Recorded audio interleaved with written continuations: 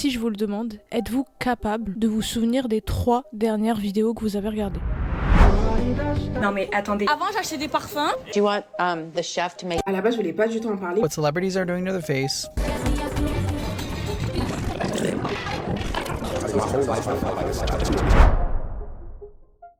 Alors moi personnellement, non. Et c'est cette réflexion qui m'a inspiré l'écriture de cette vidéo. Pourquoi les plateformes nous hypnotisent à ce point et pourtant ne laissent aucune trace durable dans notre esprit? Toute la journée, on est constamment stimulé. Mais à peine la vidéo terminée, elle s'efface de notre esprit comme si elle n'avait jamais existé. Et avec ça, on a cette impression en fait que les contenus pauvres en information, pauvres en rapports personnels, culturels, sont de plus en plus mis en avant par les plateformes, deviennent virales et peuvent même changer une vie à 180 degrés et vous rendre riche. Et cette choré, donc vous l'avez créée comment? Je l'ai créée en 3 minutes. Maintenant, on m'appelle, on me réveille le matin, on m'appelle, on me dit ce soir, tu vas sur le plateau de Quotidien et il y a Prada qui t'habille. Oh. Et après, c'est du business aussi, vous gagnez beaucoup d'argent.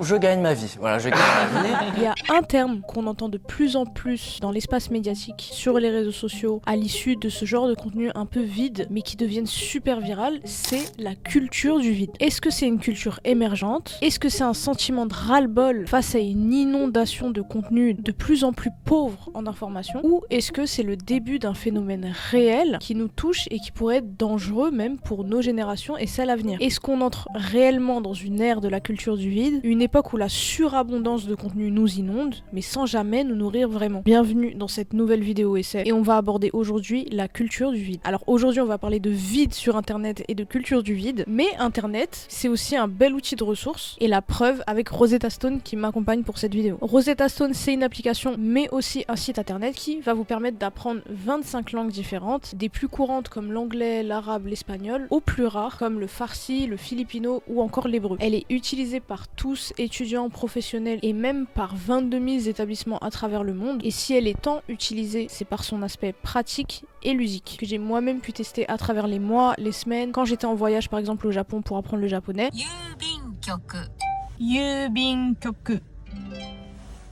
Ou pour me remettre dans l'arabe depuis que j'habite aux Émirats. On a des exercices de grammaire, de vocabulaire et même des exercices vocaux pour pratiquer la langue dans tous les aspects. Et si vous voulez un apprentissage encore plus ciblé et personnalisé, vous pouvez même choisir le thème de vos apprentissages avec des cours ciblés un peu plus sur le voyage, sur le travail. Alors si vous voulez remplir votre tête tout en utilisant votre écran, Rosetta Stone ça va être votre allié. Et ça tombe bien puisque c'est bientôt les fêtes de fin d'année, donc si vous voulez faire plaisir à un proche qui utilise beaucoup son écran mais qui veut l'utiliser de manière intelligente, en ce moment vous allez pouvoir profiter de moins 60% sur l'offre Lifetime qui vous permet d'accéder aux 25 langues en illimité, et pour ça vous aurez juste à passer par mon lien en barre d'infos ou en commentaire épinglé. Merci à Rosetta Stone de me soutenir dans cette vidéo, de soutenir plein de gens à travers le monde dans l'apprentissage des langues. Maintenant passons à la vidéo.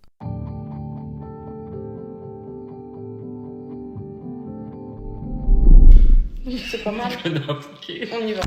Non, la vie de ma mère, on va à Quick, wesh! J'ai envie d'un burger! Ces dernières semaines, on a beaucoup entendu parler de culture du vide et tout a commencé avec cette vidéo. Puis s'en est suivi cette interview avec Combini. Non, la vie de ma mère, on va à Quick, wesh! J'ai envie d'un burger! En fait, la vidéo, elle est partie du fait qu'on se demandait où on allait manger ce soir. Et à la fin, j'ai pété un câble parce que personne m'écoutait. J'ai sorti la vie de ma mère, on va à Quick, wesh! Et là, Internet est devenu fou. J'ai envie de boire un verre d'eau. Est-ce que tu peux me passer un verre d'eau, s'il te plaît? La vie de ma mère, on va au KFC, wesh! J'ai envie d'un tender! Ça va intéresser qui Bah nous ça nous intéresse. Pourquoi? Vous avez une fenêtre de buzz d'au moins 3 semaines, un mois, on va surfer dessus et on fera au moins 5 millions de vues dessus. Ah ouais. Combini, c'est un média en ligne axé sur la pop culture que j'ai personnellement connu à l'époque de Snapchat, quand il y a eu les premiers feeds Discover. Je sais pas si vous vous souvenez. Et comme c'est un média axé sur la pop culture, ils ont petit à petit développé des formats qui mettaient en avant des phénomènes d'internet. Puceau, moi, sérieusement, on me l'avait pas sorti celle-là depuis longtemps. Quartier Mahbol, face à l'horreur. Et dû au succès de ce format, est-ce qu'on peut réellement parler de succès? Est-ce que les vues veulent dire succès? Ça c'est autre chose que je vais aborder après. Beaucoup d'autres médias se sont lancés dans ce genre de rubrique qui mettent en avant des phénomènes d'internet. On a eu également Brut, je sais pas si vous vous souvenez à l'époque, on est au Cambodge ou quoi là? Et on a eu récemment par exemple Le Quotidien qui a invité le TikToker danseur Bac Et malgré tous les avis controversés, les backlash, les vues sont beaucoup plus élevées quand ça concerne un phénomène d'internet, une polémique, plutôt qu'une rubrique beaucoup plus scientifique ou une rubrique qui aborde la politique, entre autres une vidéo un peu plus informative. Mais alors pourquoi un contenu qui est qualifié de vide par toute la toile attire autant l'attention? Pour comprendre ce que c'est la culture du vide, j'ai dû me poser cette question. Comme vous le savez, pour mes écritures d'essais que vous allez pouvoir retrouver juste là, juste en haut, je me dois de faire référence à des travaux de chercheurs. Et en essayant de trouver une définition à l'expression culture du vide, je me suis confrontée à un mur. Alors il faut savoir que l'expression culture du vide, c'est pas un concept abordé officiellement dans les recherches universitaires, académiques. Il n'y a donc aucune définition exacte à ce terme. Mais juste parce que le terme il n'a pas été abordé, ça veut pas dire que ça n'existe pas. Et ça veut pas dire non plus que le phénomène est nouveau. Peut-être qu'en fait la culture du vide ça a toujours existé, mais qu'on n'a jamais appelé ça la culture du vide. En faisant mes recherches, je suis tombée sur un essai de Guy Debord qui s'appelle La Société du spectacle, qui a été écrit en 1967 et qui m'a... Mais Guy Debord, c'est qui ?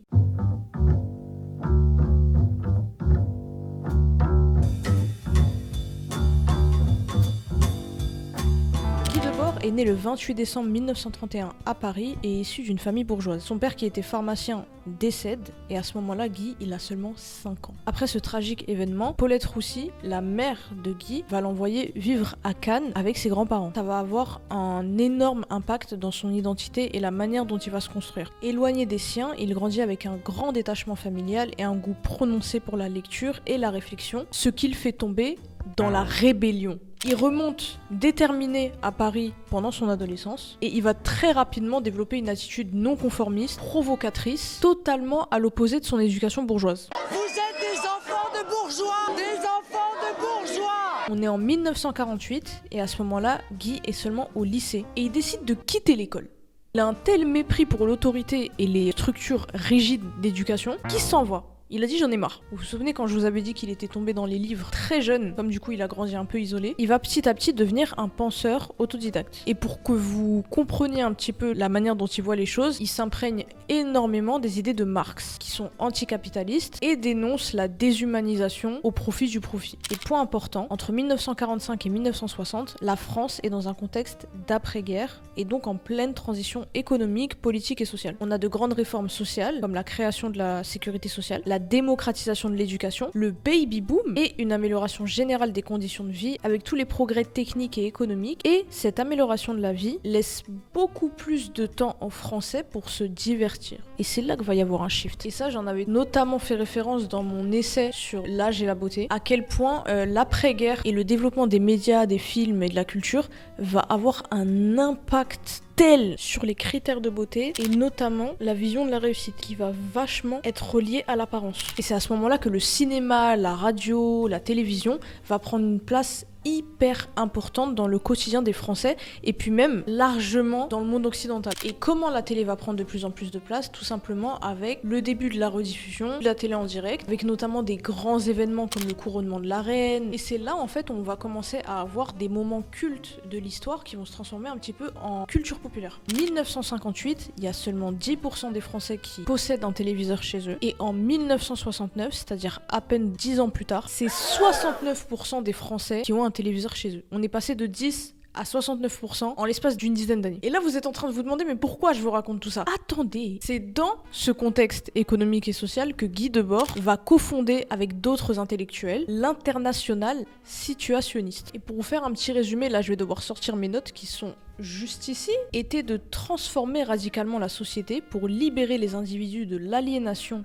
imposée par le capitalisme, la consommation et la monotonie de la vie quotidienne. Il cherche à créer une société où la créativité, la liberté et les expériences authentiques remplaceraient la passivité et les contraintes économiques sociales. Là, Guy Debord, il va nommer un concept qui s'appelle la société du spectacle. Et par spectacle, il veut dire plusieurs choses. Une, c'est que la société actuelle favorise les apparences au détriment de l'authenticité. Donc que les individus, ils sont beaucoup plus concentrés à soigner leur image plutôt qu'à avoir un rôle réel et un sens profond à leurs actions ou à leurs relations. Deux, c'est que les médias et le divertissement a pris tellement de place dans le quotidien que les individus deviennent des spectateurs passifs. On consomme des images, on consomme de la politique, on consomme du divertissement, mais on ne participe pas activement à toutes ces choses en fait. Et là, un petit peu d'où vient le spectacle, il dit que la réalité, elle est remplacée par des mises en scène. Tout le monde observe, tout le monde imite, mais plus personne n'agit. Et pour parler de passivité, on peut le voir par rapport à ce qui se passe dans plein de pays dans le monde, que ce soit en Palestine, au Congo, au Soudan, ou même parfois en France, sur notre propre territoire en fait, c'est que plutôt que d'agir concrètement pour que les choses changent,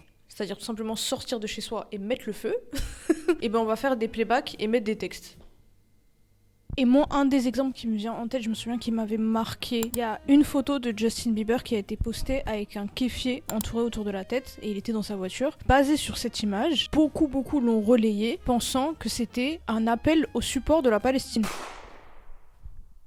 Et en fait, c'est ça que ça montre, c'est que maintenant, vos combats ne comptent pas. Ce que vous dites ne compte pas, ce que vous faites ne compte pas. Ce qui compte, c'est qu'est-ce que vous allez montrer sur les réseaux sociaux. Qu'est-ce que vous allez mettre en scène. Qu'est-ce que vous allez nous montrer comme spectacle qui va prouver que vous menez un combat. Et quand Debord parle du fait que l'image prime sur les actions, c'est exactement ça. Et je dis pas que c'est mauvais, puisqu'en soi la médiatisation, pour faire passer un message, c'est important. Le fait de créer des filtres, par exemple, qui vont faire qu'il y a des fonds qui sont collectés aussi, c'est bien pour les personnes qui peuvent pas se déplacer. Mais quand ça prend une place plus importante que celle de réellement mener un combat physique, puisque c'est qu'en étant présent physiquement et en se battant pour de vrai que les choses vont changer, et ben en fait, y a rien qui bouge. C'est pour ça que même au-delà de ça, je pense que quelqu'un qui contrôle l'image, contrôle le narratif. Si vous avez eu un bad buzz mais que vous contrôlez votre image, tout le monde va oublier que vous avez eu un bad buzz. Et pourquoi l'image c'est important ? Parce que l'image ça crée la réaction. Et la réaction c'est tellement ce qui est primordial maintenant dans la manière dont les médias sont faits, avec de plus en plus de créations d'applications qui mettent en avant du contenu court. On a un temps de concentration qui est de plus en plus réduit avec le temps. Même YouTube a ramené l'option short sur son application. Parce qu'il y a une demande en fait de contenu plus court, plus concis. Parce que ce genre de contenu crée la réaction. En un laps de temps très court, on peut passer par beaucoup d'émotions. Et je pense qu'on peut le voir même maintenant avec les chaînes de télé et les chaînes d'information en continu. On a de moins en moins affaire à du journalisme, mais de plus en plus affaire à du réactionnaire. On est malade parce qu'on veut glander chez soi et avoir la paye qui tombe. Mais c'est quoi ces gens qui foutent rien ? C'est quoi ces glandus, ces assistés, ces feignasses ? Après un événement choquant, on cherche pas à dire quelque chose de constructif, on cherche à faire le buzz, à faire la prochaine image qui va être projetée sur tous les écrans. Il y a plus de débat, il y a que de l'exposition d'idées. Tout le monde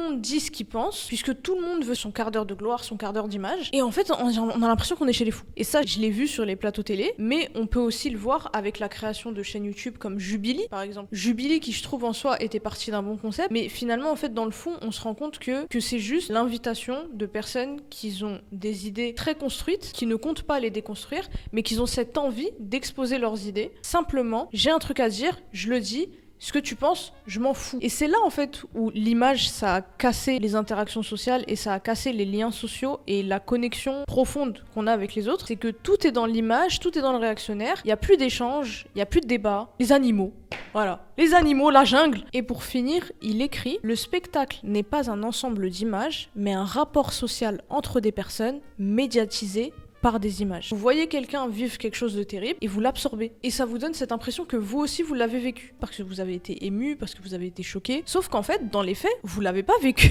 Comme il y a l'expérience d'une personne qui a été médiatisée, c'est comme si elle vous appartenait. Et c'est par là en fait que ça crée un rapport social entre des personnes qui ne sont jamais vues. Après bon, c'est le principe un petit peu des réseaux sociaux, d'où vient le terme. Et il y a un fait à savoir sur le cerveau. C'est quelque chose qui s'appelle la valeur épistémique. Notre cerveau, il attribue automatiquement de l'importance à toute nouveauté. Quelque chose qu'on ne sait pas, ça va attirer notre attention. Et c'est pour ça que ce soit des faits divers, au drama entre influenceurs ou à toutes sortes de nouveautés, notre cerveau va automatiquement être attrapé comme ça dès qu'il va entendre une nouvelle information. Et en fait, c'est là le danger de TikTok. À chaque slide, il y a une nouveauté. Chaque slide, vous ne savez pas sur quoi vous allez tomber. Et en fait, vous allez habituer votre cerveau à une gymnastique qui est que quand je slide, va y avoir une nouveauté qui va me procurer je ne sais quelle émotion. Sauf que habituer son cerveau à cette gymnastique, c'est pas normal. Et dans les faits, on n'est pas censé recevoir autant d'informations par jour. Mais du coup, pour moi, la culture du vide, ça veut un peu tout et rien dire finalement, puisque la culture du vide, c'est une culture qui est issue d'une médiatisation du vide par le fait d'exister simplement par l'image, sauf que plus ça va, plus les images se font remplacer très très vite. On s'accroche à cette image, mais qui nous fait exister aussi vite qu'elle nous fait tomber dans l'oubli en fait. Déjà de 1, vous n'êtes pas qu'une image, vous n'existez pas qu'à travers les vues que vous allez faire, qu'à travers l'attention que vous allez avoir, qu'à travers la trend que vous allez inventer, ou qu'à travers l'esthétique que vous allez suivre pour en faire du contenu. Vous êtes un humain avec des émotions, avec un cerveau que vous pouvez remplir tout au long de votre vie, d'expériences, d'émotions, de savoir, de culture, de liens, d'amitié, d'amour, et surtout et par-dessus tout, ne scrollez pas inutilement. Éteignez votre téléphone, ne vivez pas à travers ce que vous voyez sur les réseaux sociaux, ne vivez pas à travers les autres. Vous avez un rêve,